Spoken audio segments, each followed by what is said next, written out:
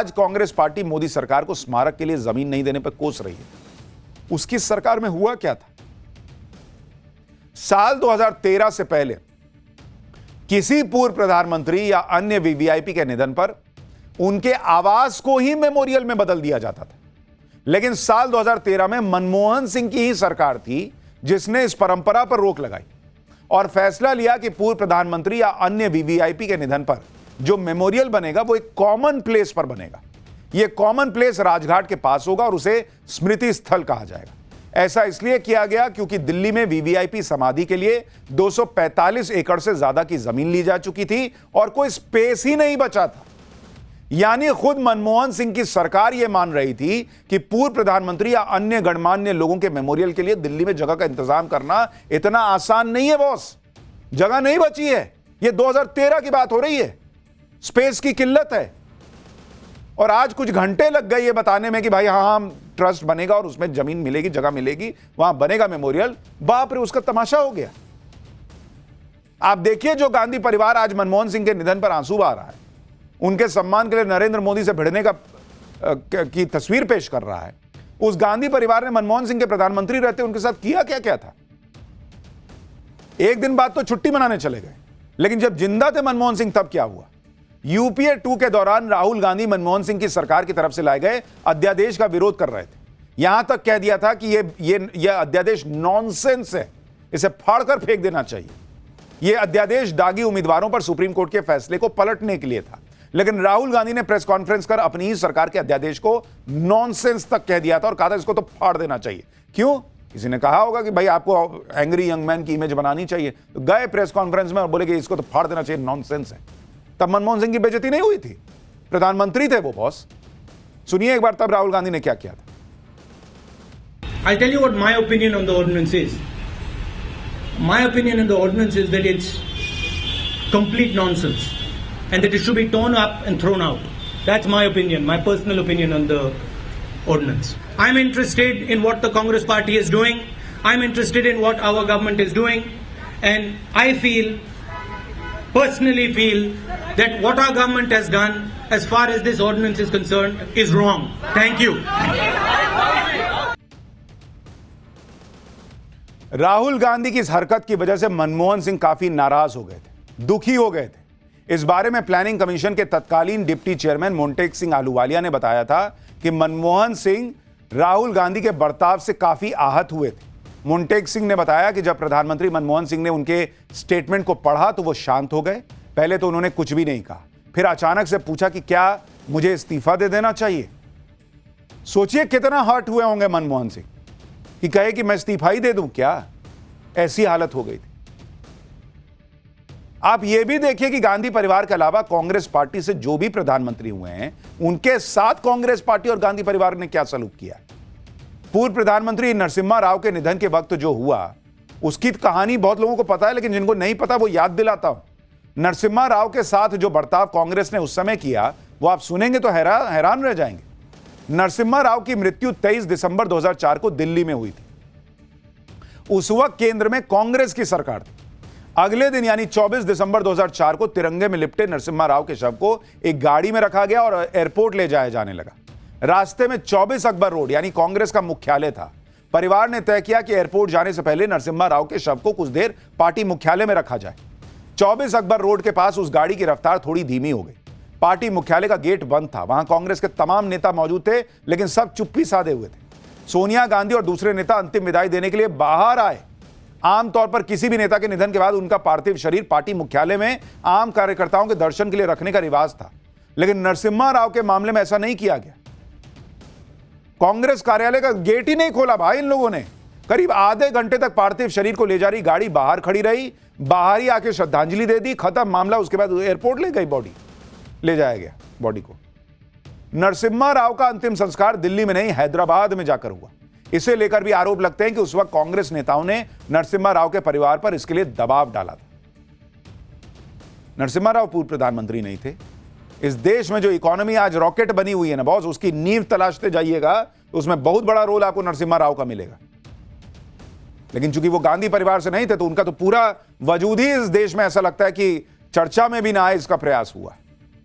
नरसिम्हा राव के निधन के बाद उनके पार्थिव शरीर के साथ जिस तरह का बर्ताव किया गया, उसके बारे में 2004 में कांग्रेस महासचिव रही मार्गरेट अल्वा ने अपनी किताब courage and commitment and autobiography में लिखा है।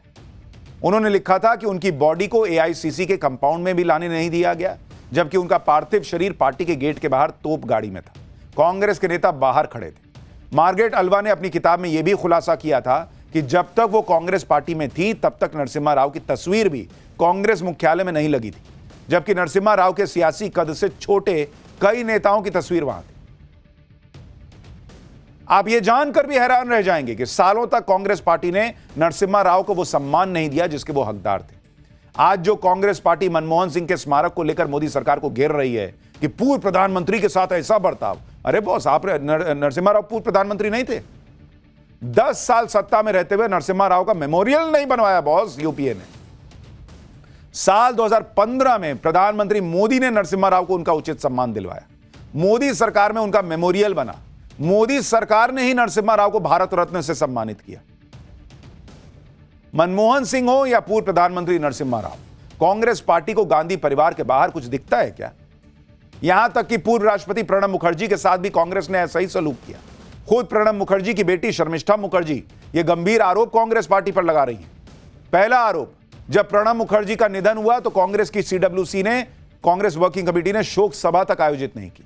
दूसरा आरोप, शर्मिष्ठा मुखर्जी ने दावा किया कि राष्ट्रपति रहते हुए उनके पिता मनमोहन सिंह को भारत रत्न देना चाहते थे, लेकिन कांग्रेस ने इस प्रस्ताव की अनदेखी की। आप यह भी देखिए कि मनमोहन सिंह कांग्रेस की राजनीति का स्तर इस लेवल तक आ गया कि वो मनमोहन सिंह के अंतिम संस्कार के मुद्दे को सिखों के अपमान से जोड़ने लगी। यहां भी वोट बैंक पॉलिटिक्स की एंट्री हो गई। राहुल गांधी पहले ही विदेश जाकर कह चुके हैं कि मोदी सरकार में सिखों को पगड़ी पहनने की भी आजादी नहीं है। राहुल गांधी के उसी नैरेटिव को ठोस करने के लिए मनमोहन सिंह के धर्म को राजनीति का हथियार बना लिया गया। दिल्ली में चुनाव भी है, यहां सिख वोटर भी है, इसलिए भी यह बात खूब उठाई जा रही है कि सिख प्रधानमंत्री का अपमान हुआ है। लेकिन मोदी सरकार के शहरी विकास मंत्री हरदीप पुरी, जो खुद सिख हैं, उन्होंने मनमोहन सिंह के स्मारक पर कांग्रेस की राजनीति को लेकर कहा कि दिल्ली में एकता स्थल है, यहां 9 में से 7 स्थल पर पूर्व प्रधानमंत्री और पूर्व राष्ट्रपति के स्मारक बन चुके हैं। स्मारक के लिए 2 जगह खाली है। कांग्रेस ने स्पेशल मेमोरियल बनाने की मांग की है, सरकार इसे मंजूर कर चुकी है, लेकिन इसकी प्रक्रिया में समय लगेगा। ट्रस्ट बनाना होगा, वही मेमोरियल बनाएगी। वाजपेयी जी के समय भी यही हुआ था। सुनिए मनमोहन सिंह के स्मारक को लेकर हरदीप पुरी ने क्या जानकारी दी। कहना कि सिख पार्टी का अपमान हुआ है, मैं बिल्कुल गलत बात है। और आने वाले समय में भी अभी जो एक फाइनल उनके मेमोरियल के लिए जमीन दी जाएगी, और अभी देखते जाइए, वी आर टू फ्रेश। और ये कंट्रोवर्सी जो लोग क्रिएट कर रहे हैं, I don't think we should give them a free run. Manmohan Singh पर राजनीति करने का एक मकसद दिल्ली चुनाव भी हो सकता है, लेकिन दिल्ली चुनाव को लेकर कांग्रेस इतनी ही सीरियस होती तो राहुल गांधी विदेश न चले गए। वो यहां मेहनत करते। जिस वक्त दिल्ली चुनाव अपने पीक पर है, उस वक्त राहुल गांधी विदेश चले गए। जबकि आप अरविंद केजरीवाल को देख लीजिए, कोई दिन नहीं जाता जब केजरीवाल कोई नई घोषणा न कर रहा हो। दिल्ली में केजरीवाल अपना माहौल बनाने में पूरी ताकत झोंके हुए हैं। कहा जा रहा है ये उनका सबसे टफ चुनाव है, लेकिन अगर टफ है तो कम से कम मेहनत तो कर रहे हैं। राहुल गांधी की तरह छुट्टी मनाने तो नहीं गए। आज अरविंद केजरीवाल ने नया चुनावी दांव खेल दिया। केजरीवाल ने हिंदू पुजारियों के लिए बड़ा ऐलान कर दिया। मंदिर के पुजारियों को 18,000 रुपए महीने देने का ऐलान केजरीवाल ने किया। यह बीजेपी की पिच पर जाकर खेलने जैसा है। बीजेपी केजरीवाल के 2100 रुपए महीने वाले वादे पर सवाल उठा रही थी, तो केजरीवाल ने पुजारियों को 18,000 रुपए महीने देने के वादे से दिल्ली चुनाव में नया ट्विस्ट ला दिया। सुनिए केजरीवाल क्या कह रहे हैं, फिर आगे की बात बताता हूं। आज जो योजना का मैं ऐलान करने जा रहा हूं, इस योजना का नाम है पुजारी ग्रंथी सम्मान योजना। इस योजना के तहत मंदिरों में भगवान की पूजा करने वाले लोगों को पूजा करवाने वाले पुजारियों को और गुरुद्वारे में ग्रंथियों को हर महीने सम्मान राशि देने का प्रावधान है। आज इस योजना के जरिए हम इसे, मैं वेतन या तनख्वाह नहीं कहूँगा, एक तरह से इनका सम्मान करने के लिए इसकी घोषणा कर रहे हैं कि लगभग 18,000 रुपये महीना इनको सम्मान राशि दी जाएगी हमारी सरकार बनने पर। ये देश में पहली बार हो रहा है। आज तक कभी किसी पार्टी, किसी सरकार ने ऐसा नहीं किया। ये पहली बार हो रहा है। यानी पहले केजरीवाल बीजेपी को अपनी पिच पर लेकर आए थे, जहां बीजेपी केजरीवाल की महिला सम्मान स्कीम पर सवाल उठा रही है, लेकिन अब केजरीवाल खुद बीजेपी की पिच पर जाकर बैटिंग करने लगे और पुजारियों को हर महीने 18,000 रुपए देने का वादा कर दिया। बीजेपी इस केजरीवाल के इस नए वादे पर भड़की हुई, आरोप लगा रही कि पूरे साल तो मौलवियों को सैलरी बांटते रहे, अब चुनाव आते पुजारियों को याद कर रहे हैं। लेकिन इन आरोपों के बीच बड़ी बात यह है कि केजरीवाल दिल्ली के चुनाव में अपने हिसाब से नैरेटिव सेट कर रहे हैं और बीजेपी अभी तक पीछे पीछे दौड़ रही है। चुनावी एक्शन केजरीवाल की तरफ से हो रहा है, बीजेपी रिएक्शन दे रही है और कांग्रेस तो इस लड़ाई में अभी तक कहीं दिख ही नहीं रही। अब बताइए क्या ही होगा दिल्ली में।